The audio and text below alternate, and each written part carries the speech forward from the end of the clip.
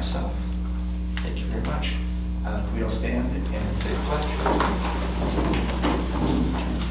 Pledge allegiance to the flag of the United States of America and to the republic for which it stands, one nation, under God, indivisible, with liberty and justice for all. Would someone like to read our mission statement? Again, the Mount Horeb Area School District, in partnership with the community, is dedicated to nurturing, educating, and challenging all students, preparing and empowering them to be productive, responsible, and self-fulfilled members of society. Thanks, Carly. Item 2 are agenda and minutes. We have the presented and revised agenda here. How are we feeling about that? Anything that we want to adjust, or otherwise we'll take a motion to approve? Motion to approve. Second. Motion by Leah and second by Jessica. All in favor?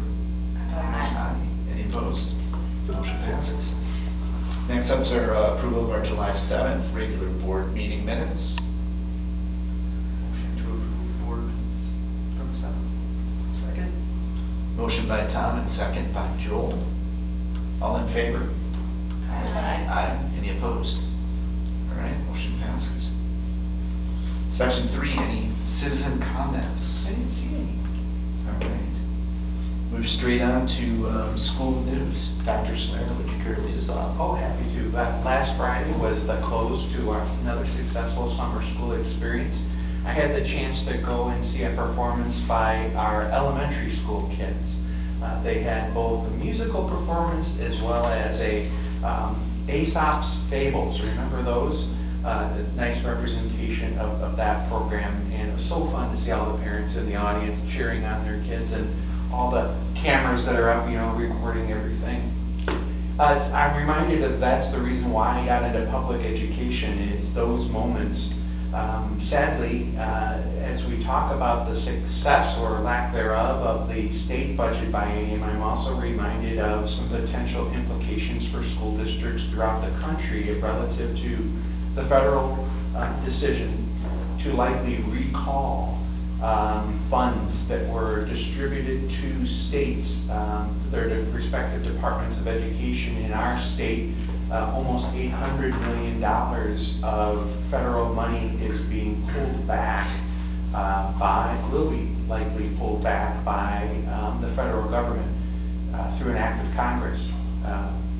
And we've been told that conceivably, if that money were to be re-awarded to school districts, would likely have 25% of those funds pulled off the top for things like voucher programs, charter school programs, charter programs that are non-instrumentalities of school boards, which in itself leaves me a little bit concerned. And then any remaining funds would be made available to school districts via block grants. So you'd have to apply for these monies as opposed to what we traditionally have seen. This money is not, at least as of this moment, not related to Title I funding nor IDEA funding, but Title II, III, IV, some of the others are an impact to us. And so we're watching this very closely because just as we think we're inching forward with a little bit of reinforcement with reimbursement of our special education funds, the other comes back to us and is being pulled. So we're not hitting the panic button yet. As you know, last week we had our audit with our financial program, and in so doing we created our budget for next year. Those who will be a part of tomorrow afternoon's finance committee will have seen or will see a draft copy of the budget. We purposely built our budget around the idea that those federal funds would not be received, and I'd rather plan conservatively and then consider what implications there will be for us as the school year goes on.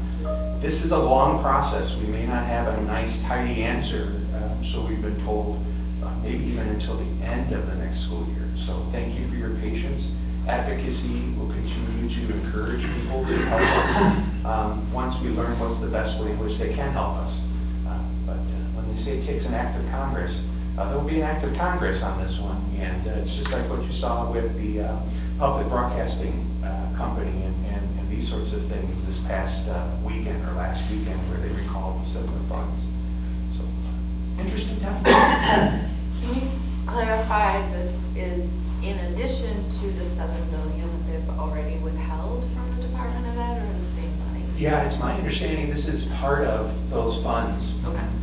Yeah, so our portion of that money was, of the state's portion was about almost 800 million. And so it has implications for us. Nonetheless, it's just too soon to find out what exactly that could be. We'll continue to monitor it. And then last but not least, one of our board members got married this weekend. How great is that? Congratulations to Sarah Sauerbracher. I should know her new married name. There's a nice card going around. Thank you to Jessica Aragoni for putting that together for us. If you haven't had the chance to sign that, won't you please? All right, thanks, Dr. Salerno. Anyone else with any school news? We're in the dog days of summer. I wouldn't expect any. If you have middle schoolers, the school band starts up soon, and then freshman marching band. Yes. Got that reminder today, which was good because I haven't put it in the calendar yet. Well, we're only about 11 days out from equipment handout and Yes. some fall sports, so it's closing in. That's exciting. Excellent. Item 4, personnel transactions. Board members, there is an addendum there tonight. Motion to approve. Second. We have a motion by Joel and a second by Leah. Any further discussion from anyone? All right. All in favor? Aye. Aye. Any opposed? All right, that passes. On to our consent agenda, 2 items on there. And if anyone would like to call either of those out, please do. Otherwise, look for a motion to approve. Motion to approve consent agenda. Second. A motion by Leah, second by Jessica. All in favor? Aye. Aye. Any opposed? Motion passes. On to discussion items. Jessica, would you like to lead us off with the committee and the village liaison member report? We have education committee starting off. Okay, so the education committee met July 7th. We spent the first portion of our conversation talking about our committee topic calendar for the year. We made a few suggestions and we will come back to that in August. We talked about the education for employment plan, which will be on the board's agenda shortly. And then we also talked about policy 361, educational material selection, which is also on the agenda for later. So both of those we'll talk about. We also had a grading and assessment update. We saw how there's a whole slew of information and resources on the district website. We got an equity work update that the current district equity committee has been sunsetted, and the work that we're going to be doing this year is slightly different, and we got even more of an update about that on SAW, the different workshops and professional learning that our staff are going to participate in. And I think that's about it. It's pretty good. Any questions for Jessica? Education. Otherwise, you can just flow right into Community Coalition if there is something. We're meeting tomorrow. Although, as I was walking in, Rachel said maybe next week. So, looks like a lot of people are out of town. We're supposed to meet tomorrow, but some people are maybe out of the way, so we might be next week. Got it. So, I don't have an update. Great, and I have just a quick report from Village of Mount Horeb. I was able to connect with Nate Gauger, our liaison. Just a few quick items that might be worth noting for our school community. There's a second community meeting discussing the initial concept plan for the Luckin property. That's on July 29th. There's 2 time slots available, 4 to 5 and 6 to 7. They want you to RSVP for a spot. It's a kind of a tight space and it's been a pretty hot topic. The zoning code rewrite continues. Building height restrictions in the downtown area was a recent topic of discussion at the special meeting. More public participation is being encouraged, and you can find agendas and meeting dates on the village website. And then the last one, which will probably play right into one of these, this next item, is that the Plan Commission has a concept presentation for the new Primary Center edition on Wednesday, July 23rd. That's this week at 7 p.m. And that's what we have for discussion. Any questions, additions? Can I do one addition? I was Yes. one of the village planning meetings within the past month, and the new Scott Brown Apartments, is that Yes. right? The village is requiring a mural be painted, and they may be interested in having community participation, and maybe our high school students. So anyways, I wrote down his name. I didn't give it to you, but I left it on my desk. That's great. Well, that one mural was already just so beautiful. Well, I yes, know. yeah, so, I mean, it's not a have to, but it was, it's a have to that they have to have the mural, not a have to about the high school kids, but I just wrote down his name and that might be something. Thank you. Excellent. Thanks, Jessica. 6B is our long-range facility planning, or capital planning update. Our friends from Bray. Hey, good evening. How are you doing tonight, Brian? Doing well, thanks for having me. Well, we're glad you're here. Let me quickly turn up the volume here. If it's okay with you, I've gone ahead and I've turned up, I've started the recording on this. Let you see Absolutely. some of our board members here. There we go.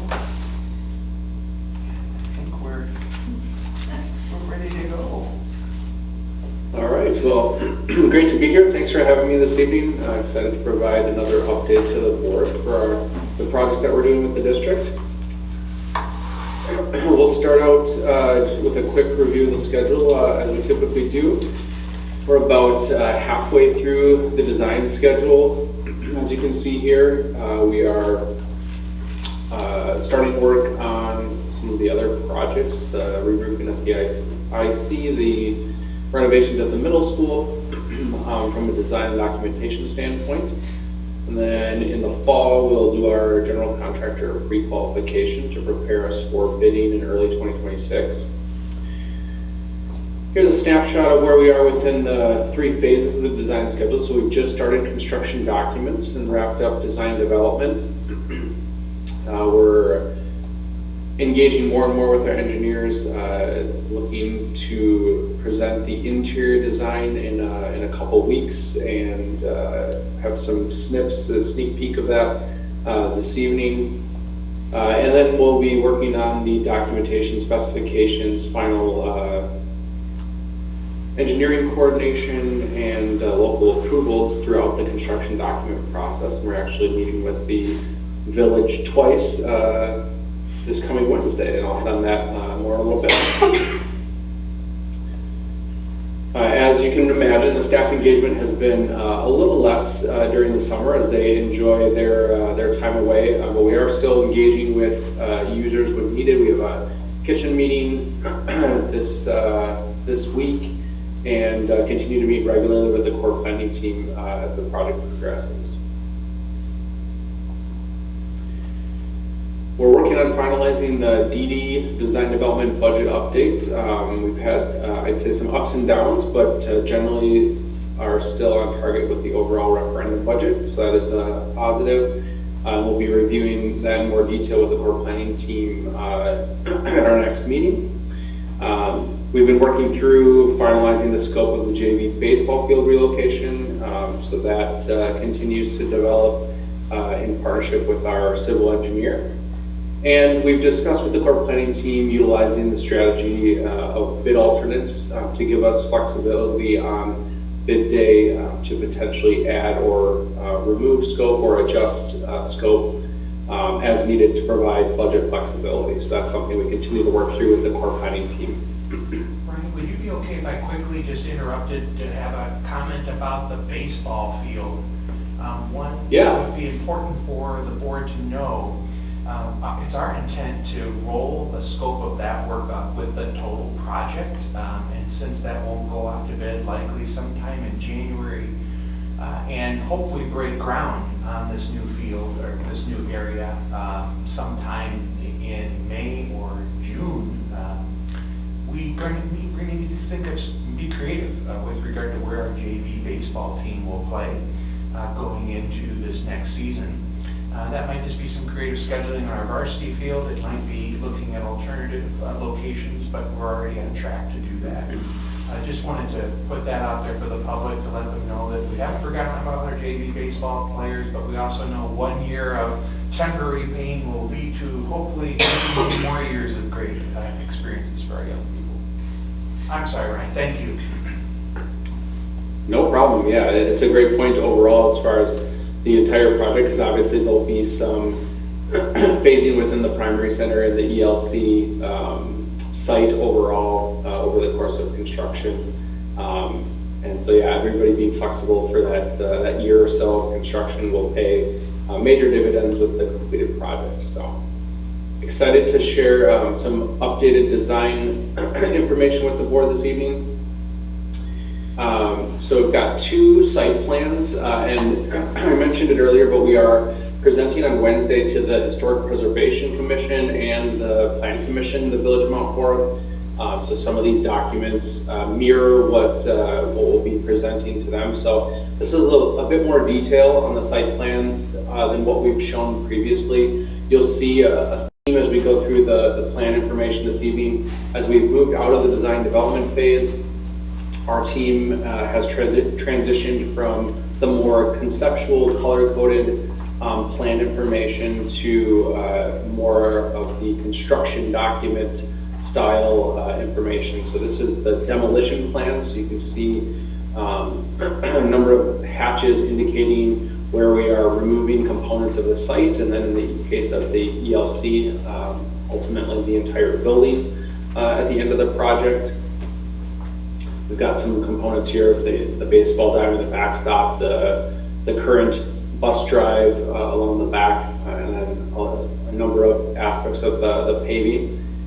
And then this is the most current version of the site layout plan. So, you know, we showed a conceptual version of this. This is the more detailed version from our civil engineer, and then there are a number of other site plan related drawings, grading, utilities. So a lot of layers that go into the overall site design, but this is usually the easiest one for all of us to see. So you can see the components that we've talked about, the new bus drop-off drive, hard surface and soft surface playground, the fencing around the playground to enclose that, our new parent drop-off drive, so that'll be 2 lanes of traffic, and then our parking, major fill of parking here in the middle, so that's 68 stalls, and another 27 stalls here in a staff parking lot. So a total of 95 stalls planned currently. We went through a number of iterations and working through with the district team and with Principal Johnson, figuring out the right number of stalls to make sure we're accommodating staff, both those that are in the building all day and those that might serve multiple buildings. Other things that will be incorporated are stormwater management and site utilities, so we'll have site lighting and things like that accounted for as well, both on the building and within the parking lot and drives. And then you can see here the signage and seating that we've shown and some of the renderings being captured on the site plan as well. Still some details to finalize as far as sidewalks and things like that, but you can see some of the feedback incorporated here from our various staff conversations. As we shift to the floor plans, I'm not going to spend a whole lot of time on the plans this evening. They haven't changed substantially since the board has seen them previously, but you can see what I mentioned as far as the transition to the more construction document orientated plans, and you're seeing elements of that with these, which are section marks, so kind of slices through the building if you were to slice a cake. and look at the building. These are elevation marks, so that's looking at the flat exterior surface of the building. And then just added detail to the floor plans overall as we move into the documentation phase. We shift up to the second floor. You can see that reflected as well. We're showing some divider curtains in the gym and capturing various scope as far as how we're getting from the existing building elevation and ramping up to our new second floor elevation. The third floor, as you know, fairly minimal. We've got some renovation scope to support special ed and the single occupant toilet room, as well as the breakout area. So this then is the first exterior rendering that you've seen fully colored. So a couple of things to walk through here. We've gone through a number of vendors and selections as far as the brick match. So we're trying to come up with a brick match that that complements and ties in well with the existing building. But one of the goals that we've worked through with the core planning team is potentially trying to take out some of the really drastic contrast and focus in on kind of the middle tones. So still having some darker and lighter tones, but maybe taking out some of the almost black colored bricks from the existing building mix. We feel like this is a good balance, and we're working with vendors to find the right blend. You can see in this rendering, we've started to add some brick detailing, so some soldier courses and details at the windows, the kind of pilasters that we've shown all along. And then within the metal panel, we've got a couple of different colors. So we've got this more charcoal gray up here. We've got a white color similar to the 2010, 2012 edition at the canopies. And then we've started to play with the patterning within the metal panel. So we're using a box ribbed panel, and we're changing the spacing of those ribs to align with our pilasters and create interest within the metal panel accent material at the second floor.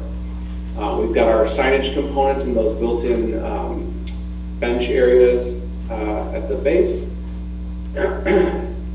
And then you can start to see the site plan get incorporated as well. So the sidewalks, the crosswalk, those are still details we're working through with civil as far as speed control and making sure that we are providing signage and things like that. But hopefully you're excited seeing the colored depiction of the addition within the existing building in the background here. Now we're going to zoom out a little bit so you can see kind of the full picture. And we created these to also support our dialogue with the Historic Preservation Commission and the Plan Commission this week. So you can see how the addition sits relative to the existing building, how we're trying to have the bricks be a nice complement and match without being able to get the exact match from the various eras of the existing building. A couple things that you can see also are where we're infusing windows into the existing building. So something we worked through in partnership with our structural engineer as they looked at this existing west wall of what is currently the gym and will be the cafeteria. The existing construction did not allow for much more existing openings than what is there today. So we're utilizing one of the openings for the door into the kitchen, and then we're replacing the other door with a window, but we weren't able to add as many windows on the west, and so we've made up for that with a very large window and door combination on the south here, as well as clear story windows along the entire length of the cafeteria. So we're still infusing daylight, which was always the goal within the cafeteria, just in slightly different locations than the original concept. Another thing that this helps is there's quite a bit of grade change along the west side here as you work your way down and around to the north side of the building, where the existing door is that the IT team uses. And if you're familiar with this side of the building, this is not 100% accurate as far as how it is shown relative to the site. There's an area well and some stairs. We're still working through the grading with our civil engineer. There will likely still be some type of elevation change component at the door of the kitchen that we will likely utilize as a type of loading dock scenario. But by moving the door out of the cafeteria around to the south side here, it helps us as far as the elevation change and having that be at a similar elevation to this door here. Now we're swinging around to the east side of the building. You can see on the little site plans here, we're looking, here's your current entry. You can kind of see how we're trying to tie in with the canopy and column language on the new addition. You can see that same brick detailing now on the gym volume, as well as some of the metal panel detailing and language up at the upper portion of the gym. And then we've got a zoomed in view of the playground entry, canopy, and the second floor connection from the existing building to the addition. Next, we're going to jump to, like I said before, some previews of 3D views of the interior of the building. So we have not presented the interior design yet in totality, but wanted to share with the district team and with the board and community some views of what the interior is shaping up to look like. And so I'll jump to those. Again, these are in process, but starting to give you a feel for the space. We're looking at a number of accent materials, some playful ceiling baffles and wall panels, tying in functional materials that will help with acoustics, with design elements and some of the language that we've been working on in partnership with the core planning team and with our architecture and interior design team. The view on the left is as you walk into our new lobby, so that's the 2-story space. You're seeing beyond the glass here, the second floor of the addition where we're connecting to the existing building. This would be the entry to the office and the entry into the building. This is the space that you would walk into once you come through the vestibule, so you can see our kind of bridge connection from the existing second floor here to our new second floor. Through this opening here would be the connection to what is currently the gym and will be the cafeteria, and then our open stair to the second floor here. And then this would be the connection to the existing building on the first floor. Again, these are devoid of color and materials, which is intentional, just trying to give a sense of how these spaces are shaping up in 3D, and then we look forward to coming back in the future with renderings that include materials and color and a bit more entourage and life. Now this is the view from that same commons area as if we've just walked out of the cafeteria and are walking back towards the main entry. So these stairs and ramps in this zone are making up for that elevation change between our current first floor elevation in the academic portion of the building by the library, for instance, or the main entry, and the elevation of the current gymnasium, which is down quite a bit from that elevation. So we're making up for all of that in the same zone. And then here's our new open stair connecting to the second floor. So the existing building is on the left, and then our kindergarten second floor classrooms would be to the right.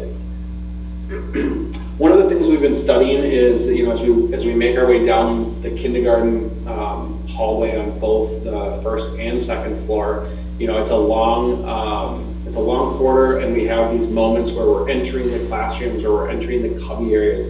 We're trying to borrow light where we can, so these are borrowed light windows looking down into the gymnasium.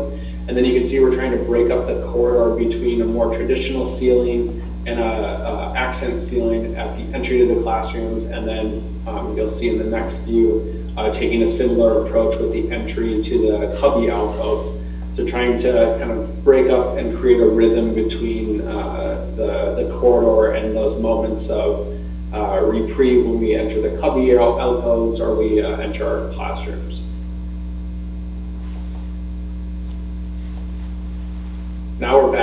in the commons area. So this is the second floor of that commons floor looking towards the kindergarten classrooms here. And then here we just walk through those same doors and we're in the breakout area on the second floor right inside the kindergarten classroom wing. See, Brian, could I interrupt you real quick? Because you guys just did something I thought was very, very adorable. Kids were, of course, are fearful of trolls at this age, but what are ways in which we can connect our foundation, our school community within our schools? And you might notice with these wavy ceilings and all, a look of a cave a bit. And they thought, wouldn't it be neat to introduce some kind of cave of the mountains kinds of ideas in their own structure. And so that's what you're kind of seeing there. To your point, we need to come up with some colors, but I thought it was brilliant. Do you want to comment on that anymore? Sure, yeah. It'll be, I think, more evidence when we get into the color palette, but looking at how do we use neutral tones in some of the landmarks of the Mount Horeb area, as well as potentially some playful opportunities, to infuse not only the Mount Horeb Viking, but also potentially playful trolls, like Steve said. So kind of blending a neutral palette with some pops of color, obviously Mount Horeb red, and then potentially opportunity to use some other primary colors. But yeah, that was some of the inspiration behind the organic forms within the ceiling baffles was, and the light fixtures, as far as some loose and playful interpretations on some forms you might see in caves, for instance. So yeah, excited to build on that more as we finalize the interior design presentation, and then show what that looks like with color and pattern infused into these views when we come back. It's really good. I'm happy to go back to any of those two as we wrap up and as you ask questions or make comments. This slide's really just a reminder. Obviously, we know this is something that you as a board and the district team are talking about. Is what are we going to call the combined primary center and ELC when the project is done? This is something that if we are able to land on something while we're still in design, that's great. We've certainly bid projects where the school name is still unknown, and we have strategies for accommodating that too. We'd likely just pick the longest potential candidate and use that as our placeholder. So maybe that would be Mount Horeb Elementary School, for instance, in this case, which would give us the most letters and flexibility. But when we look at things like signage on the exterior, the interior, and when we think about school branding and identity, the school name obviously plays a huge part in that, and we want to just make sure we're able to accommodate the right number of letters, for instance, on that exterior sign, or when we place signage on the interior. So if there's any additional traction there, feel free to share, but otherwise, again, that was just more of a placeholder and wanting to explain that, the timing, while it is certainly helpful to have the name, it's not critical that we have it before we finalize construction documents if it takes more time to land on the right name. May I ask you a question? Oh, sorry, I thought you were done. Brian, could you? You can ask a question now if you want. You don't have to go all the way back to the beginning, but in the pictures of the exterior, when it's the awning area and there's the concrete, are those basically functioning as ballards that we have talked about, the need for having at different school buildings? Yes, okay, that's what okay. Yeah, that was potentially part of it. That right now, those are placed as the base of columns. So we've also talked about potentially if the spacing for these isn't right, or maybe more so from the standpoint of if we need to incorporate something other than a structural element on the building, we could also look at planters and other things, or we could look at bollards themselves as well. So that's an ongoing conversation as far as if these serve that function, or if we utilize something in addition to these. Okay, thank you. But also, going back to this image is helpful, so you can see here, we've got Mount Horeb School stacked. If this said, Mount Horeb, and we spelled out Mount Horeb Primary School, that would fit here, or if it was Primary Center. So I think we've got options, but those are the types of things that we'd want to just kind of plan around as far as what our placeholder is. Have we thought about putting it As far as- on the thing like we have at the high school? Oh, on the overhead. Yes, thank you, Oh, an awning? Yeah, only Yep, that because could be an I option just as see well. little fingers just touching the mount, like they'll just steal letters or break them or steal light bulbs, I Yeah, don't we've know. definitely got options. Good idea. You know they're just gonna touch it because it's there. It would make for a pretty cool, first day of elementary school, photo opportunity. Right. That is true. But yes, we can absolutely continue to explore, the location of the signage in addition to what the signage says. I probably hit on most of these to one degree or another, but like I said, we are in the construction document phase now. We're continuing to refine both interior and exterior design, especially the materials and samples.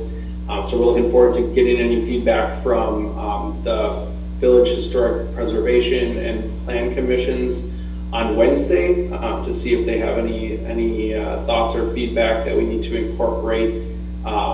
We did have a preliminary meeting with some of the village staff. So Nick Owen, at the village, and the engineer and planning staff members. And one thing that they're working through on their end is revising the zoning ordinance for the village. They've been communicating with us on that, but we're having these preliminary meetings to get any initial feedback, more high level, make sure they're familiar with the project and how it's progressed since the referendum. And then we'll go back formally and submit the required site plan review and associated submittals in the fall, ideally after they've adopted the new zoning ordinance, so that we can design and document based on that versus the current one, which is going to change in the very near future. So they've been good about communicating with us as they've gone through some different revisions and steps in their process. But that's kind of our timeline, is ideally to wait for those formal submittals until they've adopted their new zoning ordinance. With that, I'm happy to take any additional questions and jump back anywhere in the presentation that might be helpful.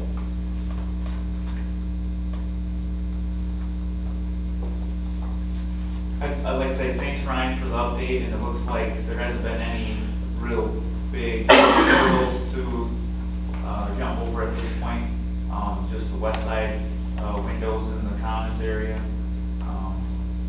And related to that, how do you see, maybe this isn't a fair question for you, but how do you see the flow of children to the lunchroom from that one stairwell picture?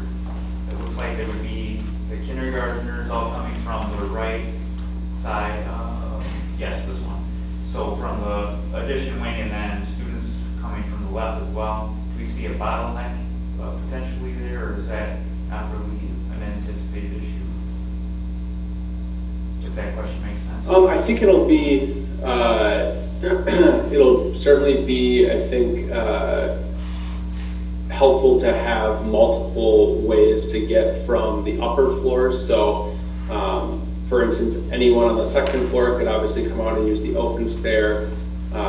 Someone from the third floor could either come down to the second floor and use the open stair, or come down to the existing stair and come out these doors.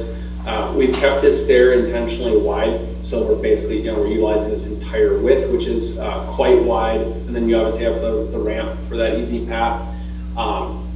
So I think there will be a fair amount of conversion of students here, but I think we've got enough width, and you'll also have kind of the staggered nature of, students on different floors, and and likely the kind of operational timing of when students get released and brought to the lunchroom. So I think we feel like we've got enough diversity with where kids are coming from and enough width through this whole zone to support that traffic flow.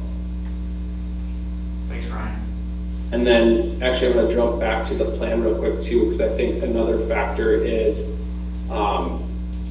we've got, and this is something we're working on, I mentioned we're meeting with the food service team again this week, but we've got this whole corridor for queuing as well, which I think will help. The goal is to queue in this corridor, enter the servery from the corridor, and then exit the servery into the cafeteria. So we won't have kids queuing in the cafeteria, they'll be queuing in that corridor and then flowing through the servery into the cafeteria. So I think that will be very nice from the standpoint of, unlike now where they're all in the same space, they're queuing in the same area, directly across from where everybody's eating. I think it'll help with traffic flow certainly, and also noise, all as part of that movement to lunch.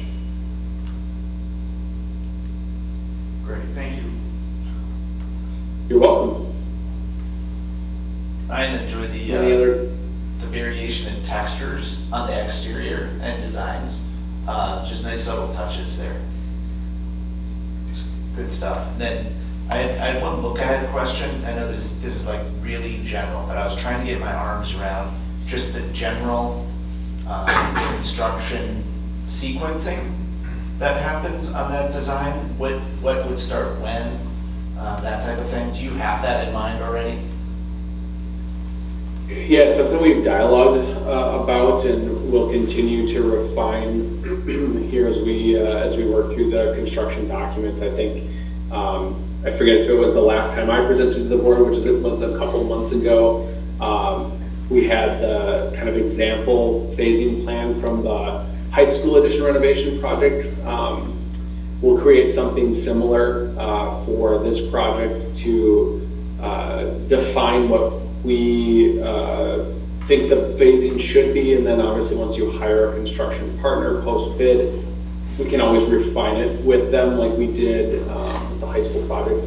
But just in high-level terms, the addition would happen first, and we would try to phase that in a way that it has as minimal of an impact. Obviously we'll have a impact, but as minimal of an impact as possible. So what we'll have to do is, we'll have to figure out kind of what is our traffic flow on the site, where is our temporary play area. The construction team will need some laydown areas, so we've had some preliminary thoughts about that. We'll have to, build the board field underneath what we're showing as parking and drives here. So the addition will come first, because that will take the longest to construct. We'll find ways to phase the renovations, knowing we obviously need to keep school going. So the major transformations like the cafeteria, the existing gym, those things will have to happen the second summer after you've gone through, that first school year while construction is happening. But we may be able to tackle some of the smaller things. But it's going to be, a big phase of renovation at the end. We'll benefit from being able to, move things into the addition out of the ELC and out of some of the spaces within the existing building to help ease the burden of where to put things during the renovation. We'll likely do, some of the site work throughout, but knowing we've got to keep bus drop off and pick up happening, parent pick up and drop off happening. And then at the very end, in the fall, after this opens, then the ELC site will, well, I should say, once you move out of the ELC, I think we had it phased in the beginning of July, after the school year ends. The demolition of the ELC would happen, and then the site restoration will likely extend into the fall, just to get that site of the current ELC building restored, get some grass planted, etc. So I'm happy to to come back and review a more detailed phasing plan in the future, but kind of high level would be addition first, some of the renovation, maybe that first summer, some of the minor stuff, and then the major renovation kind of towards the end of that second summer, or maybe late spring and summer. That's great, thank Does you that at very least much. help give kind of an overview? Yeah, that was exactly what I had in mind. Conceivably, we're often asked Great. a question about what impact could this have on our summer schedule. Depending upon the needs of our general contractor, we would likely come back to the board for permission to petition the Department of Instruction to extend the summer some way in order to maximize that. That'd likely be the summer of 26, 27. Either the front end or the back end of that, we don't know yet until we hire a GC.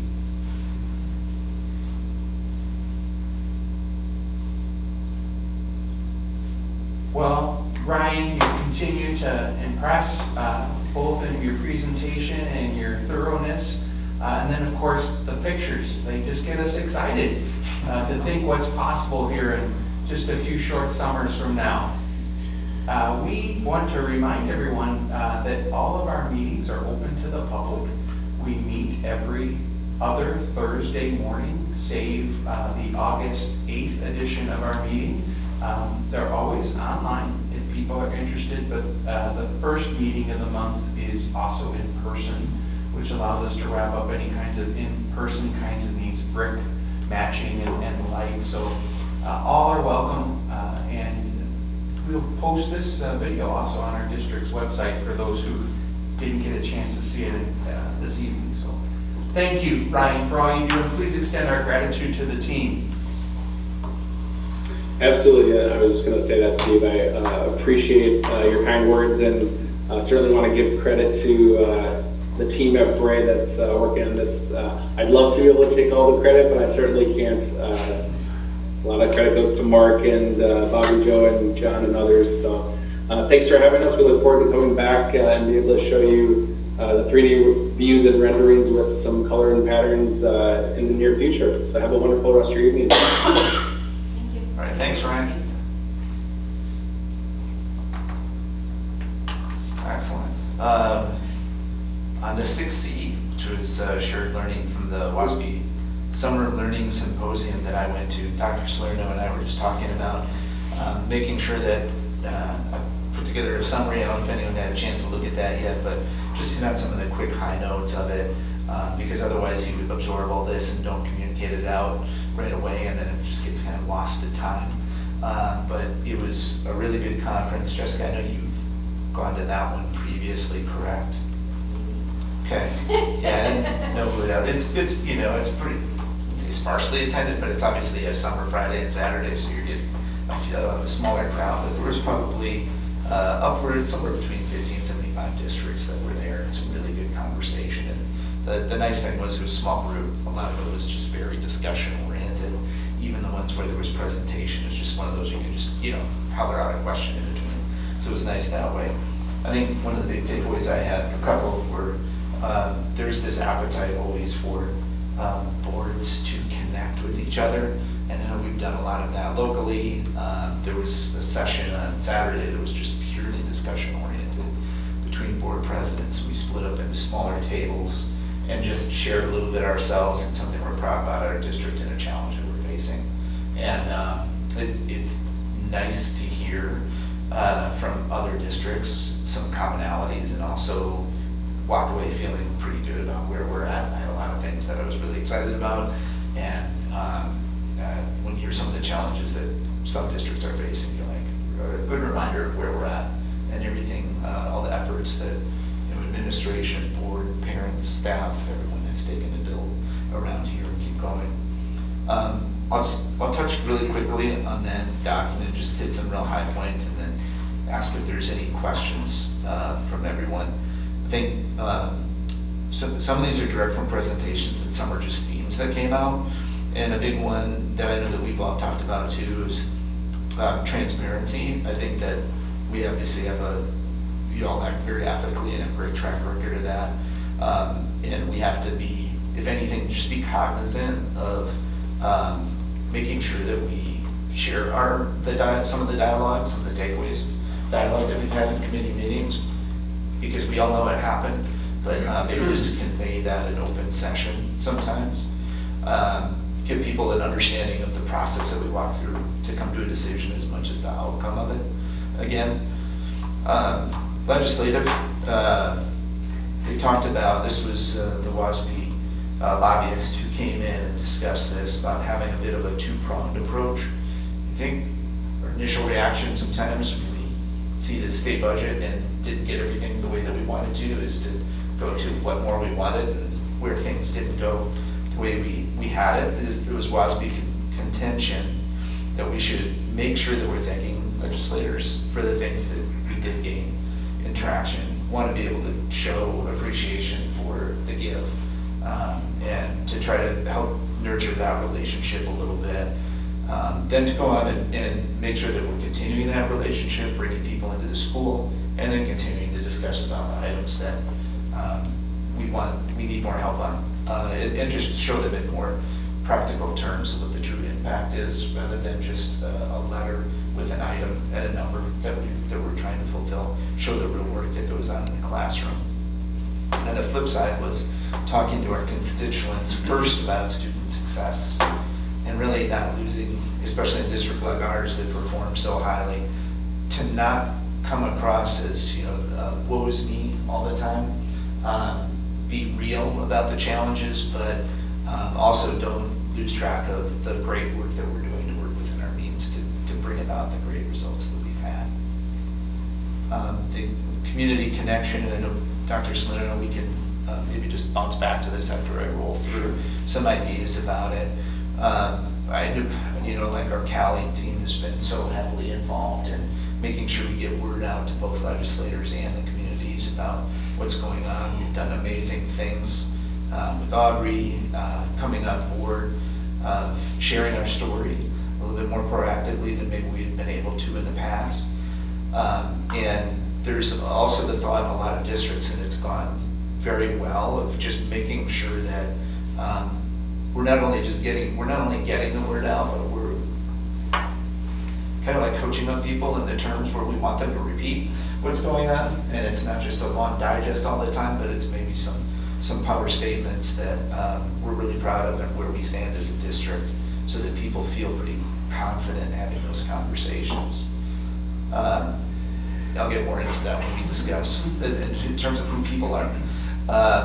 Finance went through, this was a really interesting session.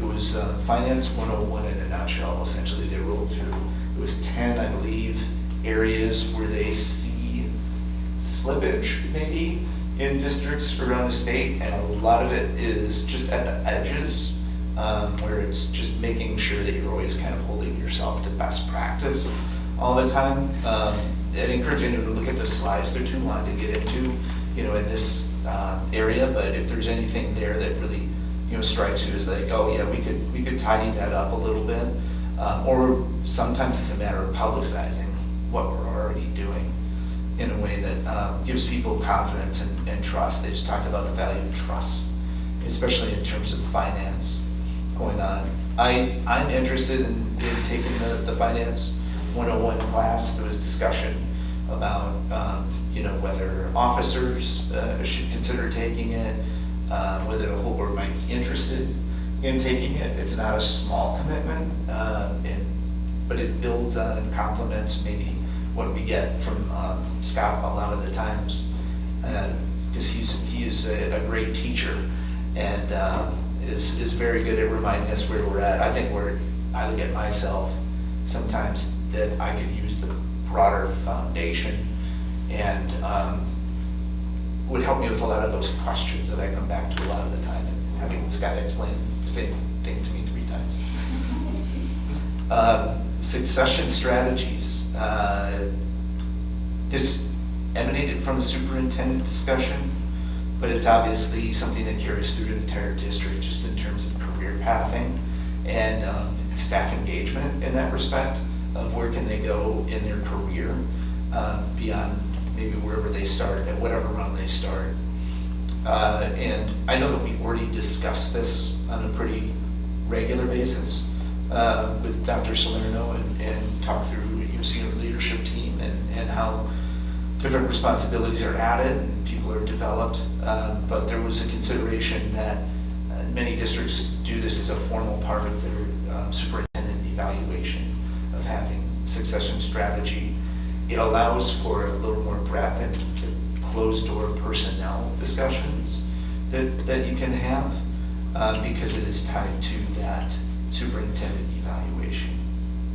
And then there were just some notes there from our keynoter who was really good. They brought in a whole keynoter for all of whatever it was, 55, 60 of us, and he was great where he just tied in a lot of things. And a lot of it is, as most good keynoters do, it's nothing revolutionary. It's driving home those key points and tying together themes about why you're doing what you're doing in public education. So yeah, that's sort of like the very high level overview. I don't know if there was any in this that were anything else, any other thoughts that you had questions about, comments about? Is the WSB Finance 101 class the one that they do at the convention? There's an online module, I think. Yeah. That you log in. Yeah. The one at convention was like 4 hours, Yes. and after 2, it was brutal. Yes. The third, but I went and talked to Scott after, and he drew me a picture on a napkin, made much more sense in the 15 minutes we talked than the 4-hour, just straight like talking. That's a lot to digest. It was. Apparently there used to be a game. Somebody told me to take it because they did a game with like Monopoly money to help you explain how it worked. I was very excited. That's not what it was.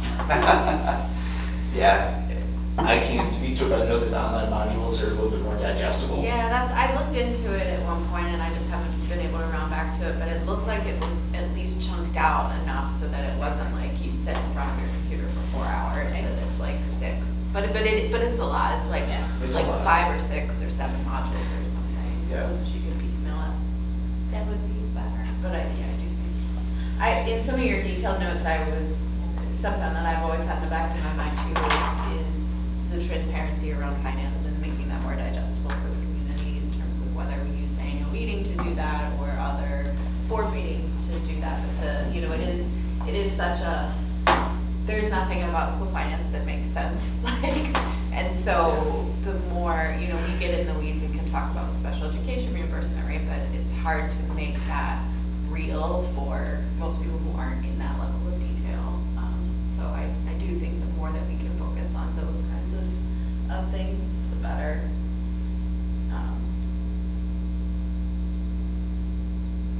And we've got an opportunity coming up in 6 weeks or so. These all resonated with me in terms of things we've talked about in the past. The transparency thing I think is interesting because how often does it come up that people say, you talked about that and voted on it in 30 seconds. And you go, well, we actually talked about it for like 6 months. But if you don't purposefully ask the right questions or explain for anyone who might just sit down to watch the full board meeting, they don't know the backstory. Yeah. So I do think that's an important reminder.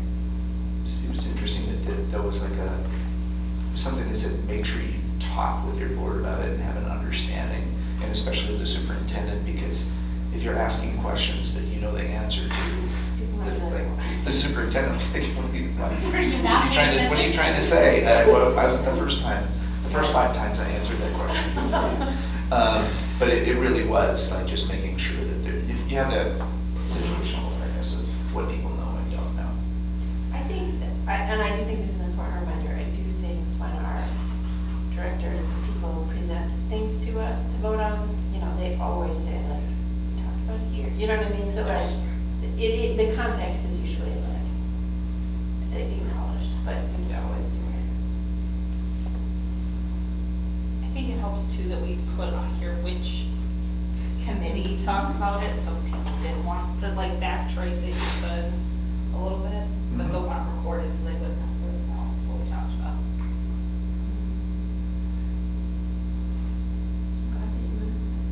Thank you for doing this. It was fun. It's one of those, you know how it is, you go there and not only absorb the actual material you're talking about, but your brain starts spinning different things that have been going through your mind, and you write down a long list and then go back later and sift through and see what was worth pursuing. I did the same one in lacrosse 3 years ago, Okay. I think, and it was good, but I saw the agenda for this one and I was bummed. It wasn't gonna work out, so I'm glad you were able to. Yeah. It looked like a good agenda. It was very good, and they had, they put everything into it. They had 2 tracks. It was one that was a little bit more school board president, and it was almost newish. I'm like, well, I kind of have to go at this point. But then the other one was all different subject matter that was really awesome. That I was bummed that there weren't 2 of me to be able to go to. And Dr. Salerno and I were talking a little bit about the communication piece in particular, and the corollary that I had for him on this, that it's not direct, but we just did something at my workplace where we wanted to put down in really coherent and simplified terms what our company story was. And the purpose, the express purpose of that is to distribute to our sales teams and anyone who's going out in the field so that everyone's hearing the same story from every direction. And I think the first reaction from some of our salespeople was like, we already know this story inside and out. But if you listen to their leaders, they would say, y'all do, but if I put you in a room, I'd hear 25 very different versions of that same story. And already getting some really, really good returns on the story that I helped craft, this narrative. And it's just key points, and ours was like a 1-pager that had power statement at the top, 4 pillars, and then proof points.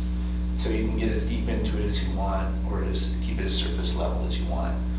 And I feel like we already have this in a lot of ways. Again, like the material is already there, but is it helpful for the board? Is it helpful for senior leadership? Anyone else who's kind of someone who the community goes to or who goes out into the community, to have this to fall back on and to understand, like, yes, this is what we're talking about. You can elaborate from there what the pieces are. And Dr. Salerno and I were talking about the translation to the document that already exists of the strategic plan. I think it's great.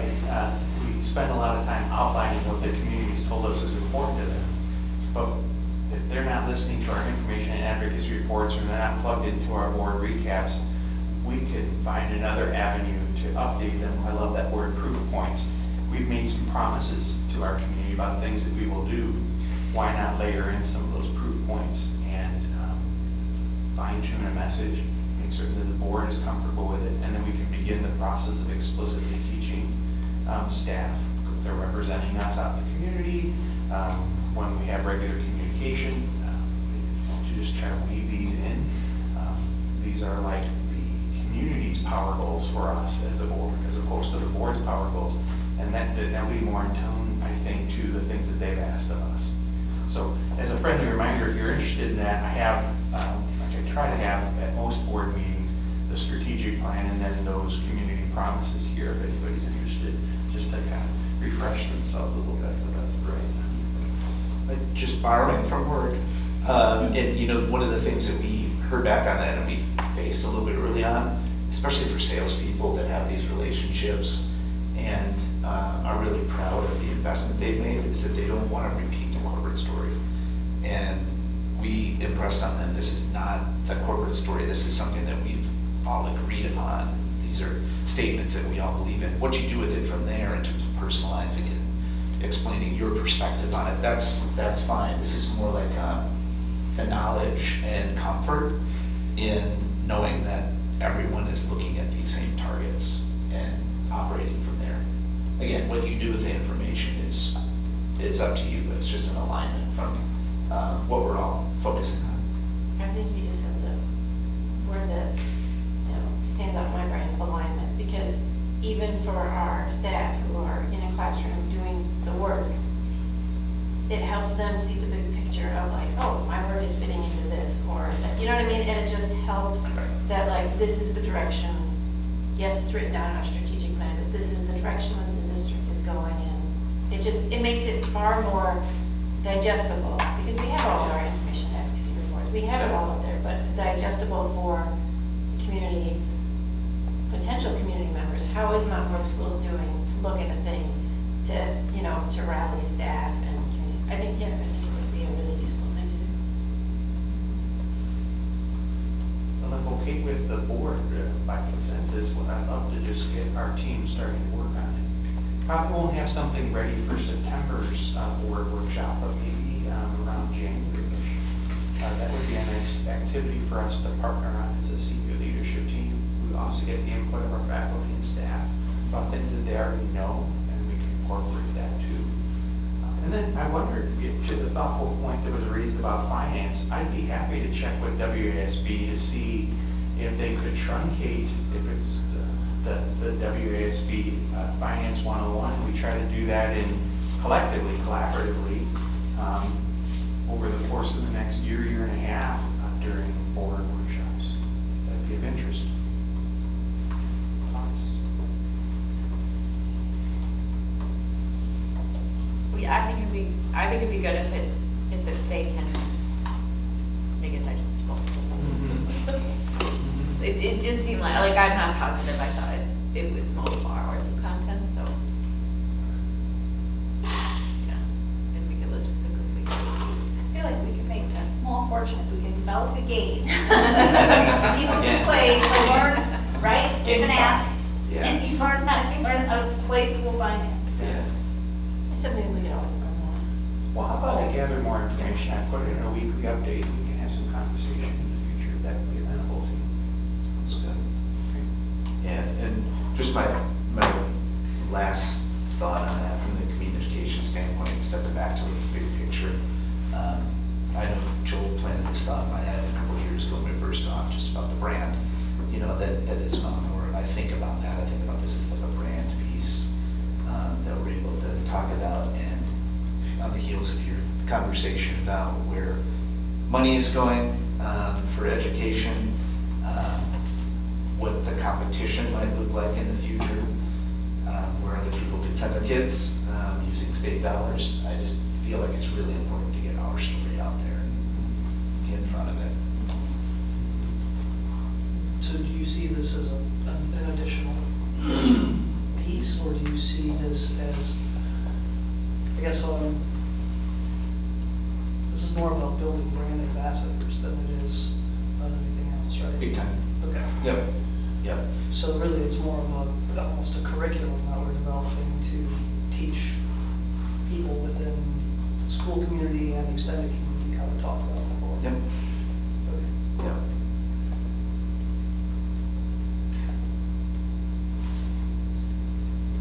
Cool. Thanks, everybody. If you have any more questions as you're looking through all that material, let me know. I'd love to talk more about this stuff. Thank you for taking the time to put your thoughts so coherently into place for us. It was really enjoyable reading and gave us some excitement about where we could be heading. Good. Thanks. Thank you. Yeah, more fun. 6D, or look at the revised MHASD website by Hopkins. Okay. Oh, this is a long time coming. Oh my gosh. Yeah, this is something that I've wanted to do, or that we've all talked about since coming here. And I will say, this is my 4th website revision in my career. And this was the smoothest by far, which is incredible. And I think that speaks mostly to our incredible staff, which is phenomenal. They're early adopters, and they had their hands in the cookie jar for every step of the way, which was really nice to see. Sometimes you don't get that. Sometimes folks are like, yeah, do what you want, and then afterwards they'll say, oh, actually, I wanted it this way. So that was just really nice to be a part of, and it felt so much like a good collaboration, which is nice. I'm sure some of us have done websites in the past, and it's a fun, long process. So agenda for today, I'm going to try to keep it to 7 minutes. We're going to talk about why refresh, our prep for refreshing the website, a tour of the website. You probably already reviewed it. We're just going to do a high-level tour. And then Google Analytics, which is really neat, that's my favorite part. And then the next steps, release and the next steps. So why refresh? This is driven by the Americans with Disabilities Act and a specific rule in it that requires us to be more ADA accessible by 2027. So we're just prepping for that. And the user experience, if you may have seen on our old website, was okay, but it could be improved, and I think we did that, especially mobile-wise. So if you're not pinching and pulling anymore, you can thank Finalsite. They have a good template. And then just an FYI, our website was 8 years old, which is a small child, which is amazing. Usually they go up to about 5 years and then you refresh. In the private sector, it's about 3 years and then you refresh and you make a new one. It's a lot of work, but still worth it. I think 8 years we did pretty good. We got our money's worth. CISA was going to have us have to update it anyways, so this was a perfect time for us, and we saved some money too. All right, so some quick overview. We reviewed the ADA accessibility of our current site, which is not the best, and user experience, obviously mobile and via computer. And then we reviewed each of the 824 pages, and we made a spreadsheet outlining what to be removed, what could be consolidated, and then what might need some help from staff members. Staff was also incredible. I'd like to shout out IT for their help on this guide too, and we needed their help for sure. So we reached out to all of the staff members who had their own individual pages. Folks don't have their own individual pages now, but they weren't actually necessary anymore. They were really necessary during COVID. So we found a lot of pages that had old content. Chelsea and I, oh my gosh, I haven't even given a shout out to Chelsea. She has been incredible. It just feels like she's here with me. She has been incredible, and I couldn't have done this without her, not at all. And then we had to determine the layout because we did want this to be more user-friendly, but also still give you access to all the important bits and bobs that you need, like what's for lunch, or staff resources, for example. And then we prep staff files, so think like all of the photos, they all need to be formatted the same way, and you need to gather all of their information and determine what phone numbers you need to put on the website, etc. So there's just a lot of nitty-gritty pieces, and then you have to actually go through migration, which takes a long time. All right, a tour. Any questions so far? Okay, cool. A tour of this space. I've taken pictures so we can check it out. Let's see, this is the behind the scenes, just in case you wanted to know. It's organized really nicely on that left-hand side with the site map, so you can identify where you are on the page. Just an FYI, the old website, it was not like this. You had to dig and dig and dig to try to find where you were on the website. And then you can see in the bottom right there, there's like an eyeball icon. You can then click that, and it'll bring you to what the website currently looks like when it's published, which is fantastic because you used to have to like open up a new tab and then find where you are. So that's really cool. I've heard, we finished most of the trainings with all of our staff, so admin and admin assistants, which is really nice. And by far, everybody said, oh, this is so easy to use, which is just music to my ears because that was the goal. So usability on the external facing side and the internal side. All right. This is just what it looks like when you're composing, so editing. It looks like a Word document, which is fantastic for folks because they're in Google Docs and Word Docs all the time. Okay, cool. Now we're on the site. I tried to use a clicker so you know where I'm at. Going to the district. We're going to go to your page first. Board of Education is right here. You guys have probably already seen it. And then we're going to go over here to schools, and we're going to go to the middle school right now. Great, and we're going to scroll down. So as you can see, there was that hero spot where we can put anything that we want in terms of communication, which will be fantastic for rolling out this new project that we're doing. And then, so in there, I will say, like previously for those hero images, you had to embed all of the text. Now, for ADA compliance, we can actually write text and it can be clickable and copyable and readable by the screen, which is fantastic.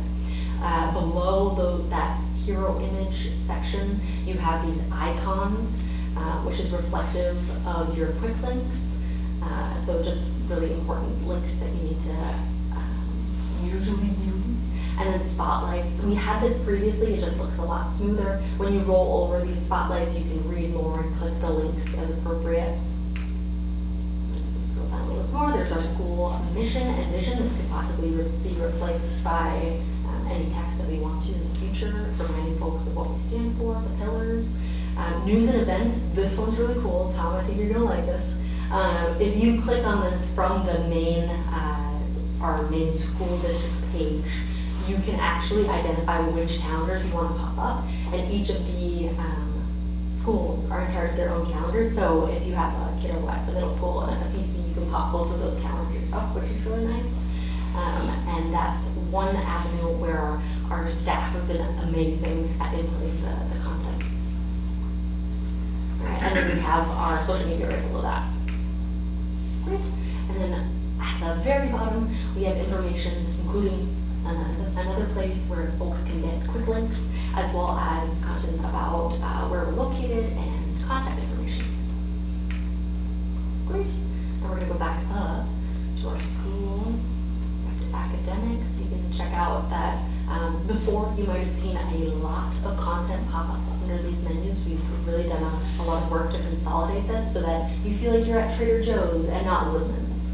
Not that there's anything wrong with Woodman's, it's just easier to access or pick. Great. If we went into families and student services, you can see that you can click on these different tabs and find this information. That's one way that we've consolidated pages and made it a little bit more easy to find information, because on each of the school's pages, it should look very similar. So if you were at the middle school or at the PC, you should be able to go to families and then resources and get the information that you need. Go to resources. Cool, see how it looks the same. We've got a consistent branding and design across the board. And then I just popped down the quick links up at the top so you can check out what we've got. It should be reflective of what parents need, as well as students and staff, so that folks are getting what they need in the quickest way possible and on any page. Cool. Awesome. Great. And this is just an example of what it looks like on mobile. We can test for that on the back end, which is really fancy and slick, just to make sure, like, okay, well, we've written all this content, but now what does it look like to our 51% of families who are accessing it via social media? And I know that because Google Analytics. So this is really nice. I took this picture a while ago, so now we're up to 2.4 thousand users in the last 2 weeks, which is really neat. And I'm grateful to the OLR because that's really why we've had so much engagement on our website so far. This is just really neat because you can see like how many people have been using it via mobile, where they are in the world that they're using it. We have some in Ireland, which is interesting, and I don't think is real, but and then you can see like on the left-hand side.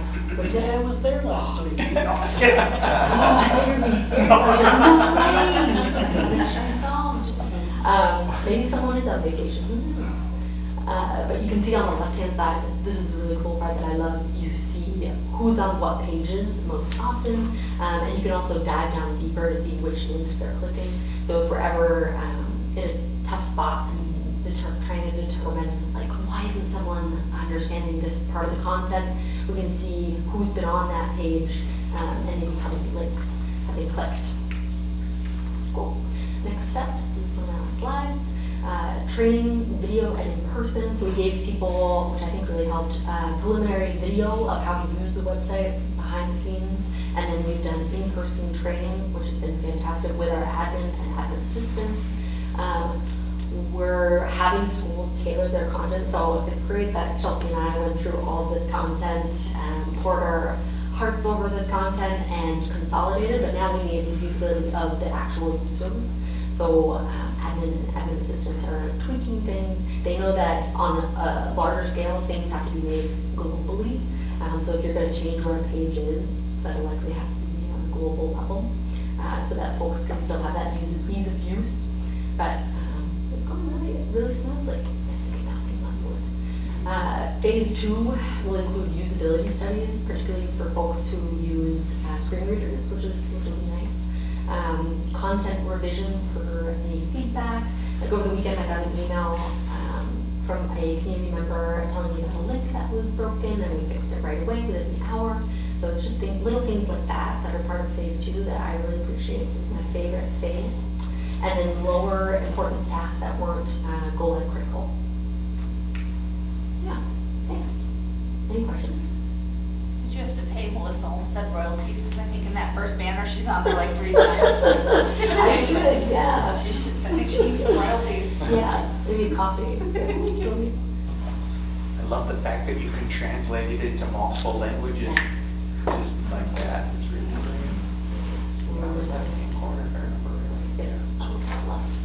So that's why, I'm assuming there's a process then for somebody that wants to modify content related to their stuff, and that all rolls up to you for changing? They can make smaller edits, but I just thought you can change their editing access on Okay. my end. So it's editing access, it's not like edits come to you for approval? No, Okay. that way, Just just in change case, access. I was wondering how you manage this, because 800 Yeah. pages is wild That to try to would be manage. Uh-huh. So, okay. For the most part, I've heard from our trainings, like, they love the layout, and they're not gonna, like, make Sure. big edits. Sure. It's just small edits, like back to school supplies, or things like that, which is nice. Okay. Yeah. Good work. Anything else? Cool. Well, do you think of it exciting? I know, I waited, I was like, it's 12:02.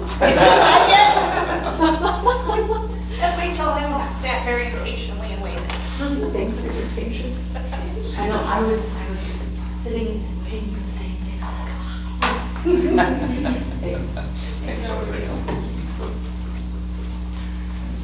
Discussion item 6E, annual meeting agenda. Dr. Swears. Board members, as we do each year, we like to just share with you the agenda that we put together in consultation with Associate Superintendent for Business and Finance, Mr. Scott Young, and the board's parliamentarian, Doug Whitty, for our upcoming August 11th meeting. It's going to take place at 6 p.m.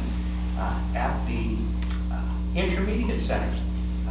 And you can see not too much of a change year over year because our 3 resolutions are relatively the same. But we're looking forward to a report from Treasurer Craven and then an overview of the school district operations by Mr. DeYoung. And then the formal presentation by Scott.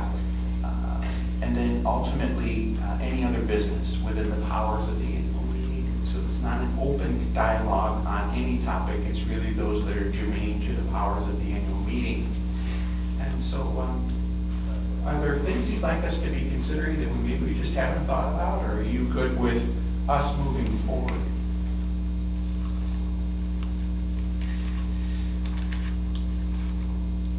I feel like this has flowed pretty well historically. Yeah, I think so too. Certainly, it's not a one and done, so if there's other ideas that you'd like us to be considering, we certainly can run it over the flagpole with the team and we can make some adjustments. This is the draft that's currently then in the annual budget meeting booklet. And we will push out to families as part of our ongoing communication to encourage their involvement in our meeting here in just a few short weeks. Thank you. All right. Thanks, Dr. Salerno. On to our action items.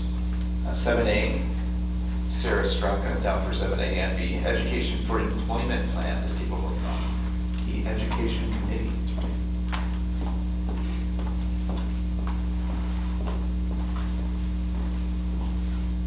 Thank you. Every year, the Board of Education reviews and updates the Education for Employment Plan.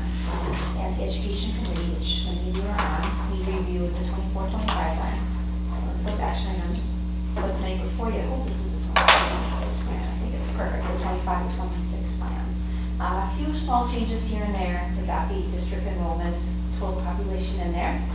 And then we also have our action plan updated and at the bottom, last page of this document. So those are some of the changes, small changes here and there, but the large one is that action plan piece.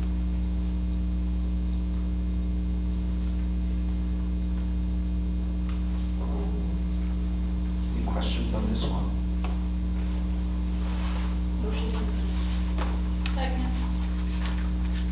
The motion, listen. Jessica, thank you, and Leah. And Leah seconds. All in favor? Aye. Aye. Any opposed? All right, that passes. And here for, this is the first reading of revision to policy 361, education materials selection. We'll just have to listen to this one tonight without Sarah present. Yeah, that's no problem. Within board docs, the midsection, you'll see the red line. I just want to go through a couple of pieces that stand out. We're going to go top to bottom, if that is okay. One piece during the meeting, Joel, I believe, had mentioned about under the replacement and removal of material section, we had some redundancy of language.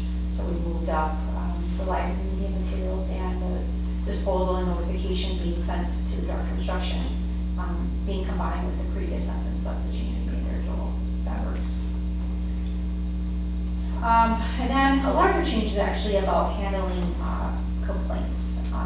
This policy originally looked at more formal complaints and challenging of materials. But WASB recommended that it may be wise to include two types of concerns when raising concerns about educational materials: an individual objection, which we sometimes have, and then more the formal complaint, which we currently have in the policy. So we delineated and had a distinction between the two in this language that's being proposed. And then following that language, we have the why, or a little explanation as well. The first one that's on there, the individual complaint, follows a process we already have in some of our other policies. When thinking through that, and then which we talked about at our community meeting, about how to lay out potential steps so people would know. And thinking through that, looking back at other policies, we already have those steps in our religious, I'm trying to think of the policies. Actually, they're probably listed at the bottom of this one. I think the final one I have listed. Educational materials selection. Yeah, and let me go back to the final copy here. Is it like the opting out? 381 religion is in classroom and schools, and the final version is there. So there are those pieces already, and those are the pieces that we would all opt out anyways. Also with the Supreme Court case that was just finalized, and looking at how families can ask that their child have an alternate programming or resources or lesson related to items related to LGBTQ+. We're waiting for more guidance from the VSB and our lawyers on that, and that would go in the out in the as well. So that's still a work in progress. I don't know that wasn't forgotten, but we do have policies that already lay out that procedure, and they wouldn't want to have duplicative procedures. That's all major pieces of that. Great. Thank you very much. Yeah. Any other discussion, questions at this point? All right, we'll bring that back. Thanks for being. Appreciate it. And final action item of the night, Dr. Salerno considering the approval of the planned Chromebook purchase for high school. Yes, board members, this is the second, now that we're past July 1st, we're into our new fiscal year, trying to bridge the 2 years and maximize use of our funds with the second purchase of Chromebooks, and ask for your thoughtful consideration of those purchases, please. Motion to approve. Second. A motion from Leah and a second from Jessica. Any further discussion? All right, all in favor? Aye. Any opposed? Motion passes. Terrific, thank you. Thanks, Dr. Salerno. No other citizen comments at this point? No. Great. Obviously, have the long list of future agenda items, if there's It's anything like on. F. Give you. If there's anything else that we'd like to bring back, let us know. Lot to talk about. The next meeting's coming up, Finance Committee meeting as discussed tomorrow, 4:30 PM virtually. And I lost the rest of the sheet. Yeah, BGT on Monday, and then we're back here on August 4th for education and full board. Entertain a motion to adjourn. So moved. Second. Moved by Leah, second by Carly. All in favor? Aye. Aye. Any opposed? We are adjourned.